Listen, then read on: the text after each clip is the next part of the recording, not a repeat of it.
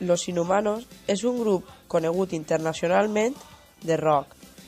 Hem parlat amb Sergio Aguado, el cantant del grup, y ens ha contat, en primer lloc, cómo es van crear Los Inhumanos. No es fácil y sí, porque yo creo que aquí es lo más difícil que ha habido en el universo es el Big Bang, ¿no?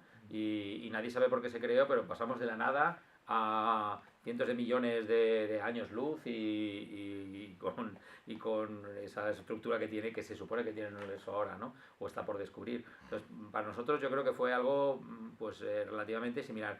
Un día estás con tus amigos pensando que, pues como tantos otros, ¿no? Que te gustaría tener un grupo, que sois, como dices tú, una banda de amigos, que tocáis unas canciones que os habéis inventado, que estáis en la playa y tal, y empezar a tocar y empezar a salir en escenario simplemente para que la gente se divierta un rato, estás con tus amiguetes, el único público que tienes es la gente conocida, tu entorno, tus amigos, tu familia, y un día pues tienes la oportunidad de grabar una maqueta, te vas a un sitio, grabar una maqueta ya es algo, o era algo como dificilísimo, además la primera la hicimos en casa precisamente de José Luis Macías, que está aquí en este estudio que estamos hoy, en JR La Sala, y de ahí, pues bueno, te sacan el disco y de la noche a la mañana, como el que dice, te encuentras ya con que la gente está comprando tu disco, con que ya te escucha gente que no es de tu ámbito, de tu grupo, que se va ampliando, que mañana te llaman de Albacete, que al día siguiente de Madrid, que el otro día te llaman de Vigo, que de pronto alguien te sabe que te está escuchando en Argentina, en Uruguay y bueno, y ha pasado un tiempo y cuando vuelves atrás dices, si nosotros solo creamos esto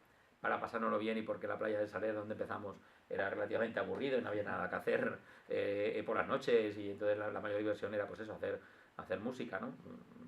Nosotros lo que sí que queremos es que siempre nos acordamos de esa época con mucho cariño y lo que tenemos claro es que desde luego nuestra esencia ha sido esa, sobre todo porque cuando nos juntamos de lo que hablamos es de aquella época, o sea, no solo hablamos de cuando hemos tenido 30.000 personas en un concierto o cuando hemos estado en San Isidro en Madrid o en las fallas de Valencia o tal, sino realmente aquella época que fue un poco pues cuando éramos adolescentes y cuando nos lo pasábamos muy bien simplemente por el hecho de salir por la noche y buscar algo que hacer, ¿no?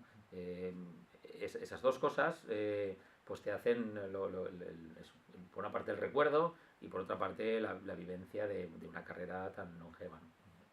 Me duele la cara de ser tan guapo. A més, Sergio ens ha contat algunes de les anècdotes que ha viscut el grup al llarg d'aquests 35 anys.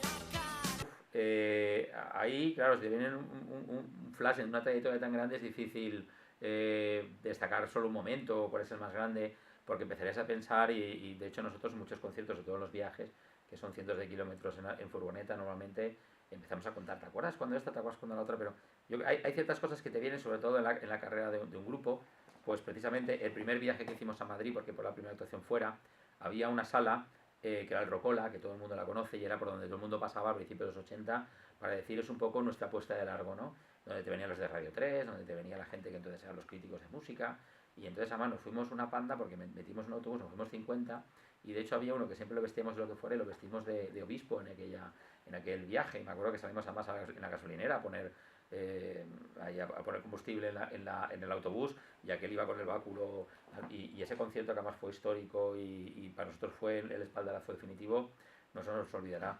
Tampoco se nos olvida, por ejemplo, otros momentos que hemos pasado, pues el concierto más numeroso que hemos ido, que fue precisamente en Valencia, en los conciertos del Gran Musical de la cadena SER, que fue en el año 85 y que se metieron 100.000 personas en el concierto.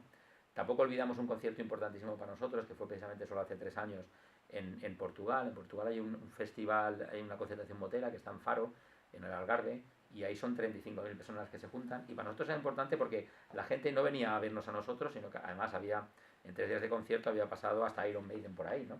Y vimos un escenario que no te lo acabas, con muchísima gente, pero muchos de ellos portugueses. Entonces teníamos no ese miedo, pero esa responsabilidad de decir, a ver si fracasamos, porque es un público que no es el habitual nuestro, habla en portugués, canta en portugués, y aquello fue un espectáculo. De hecho colgamos varios vídeos en YouTube porque fue impresionante, ¿no?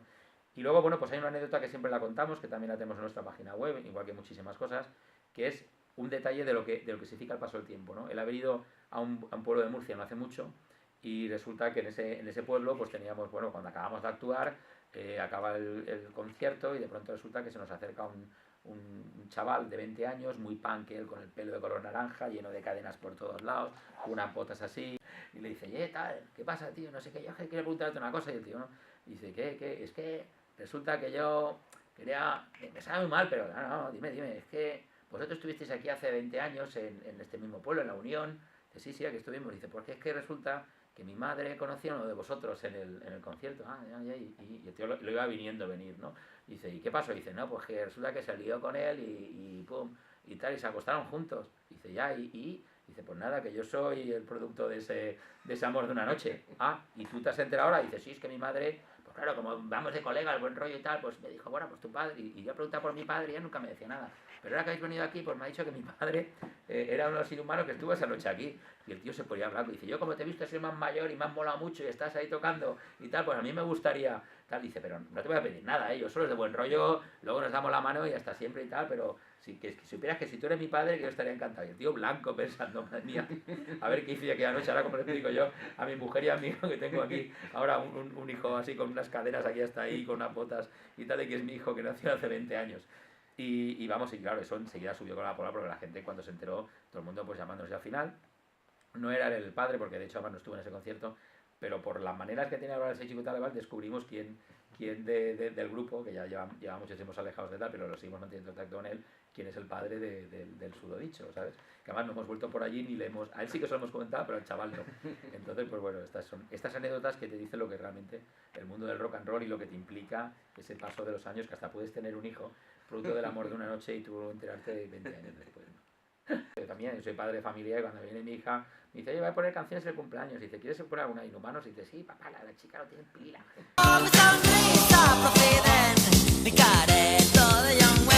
I per finalitzar, Sergio ens ha parlat de la dificultat que té viure de la música i de la cultura en general al nostre país. Hay muchos de nosotros que no viven o que no vivimos solo de la música, sino tenemos nuestras propias actividades. Entonces, hoy en día también vive muy poca gente de la música, es muy complicado. Tienes que tener una orquesta y decir, tengo 80 conciertos en verano, pero aún así luego te llega el invierno y no tienes faena y tienes que buscar cosas que hacer o dedicarte, ¿no? Y esto de la música, pues yo creo que en general también la cultura en España es bastante triste, bastante difícil de vivir en todas las artes. Te ves a muchos escritores que dices que es un buen escritor y tú vives de esto, no dice, no, es que aparte de escribir soy camarero. Y entonces te dice, no, yo es que soy bailarín, pero aparte de ser bailarín y tener la carrera de bailarín, pues soy electricista. Y tú dices, ¿esto aquí qué pasa, no? Que poco... Pero claro, en un país donde el IVA se paga el 21%, pues ya te puedes imaginar que la cultura realmente, desgraciadamente, no está muy fomentada y muy apoyada, ¿no? La gente lo que tiene que confundir es que hay grupos de fiesta como nosotros y grupos de siesta como Pablo Alborán, que sirve para dormirte, ¿no? What chubidubidu, what chubidubidu, what chubidubidu, wow, wow. What chubidubidu, what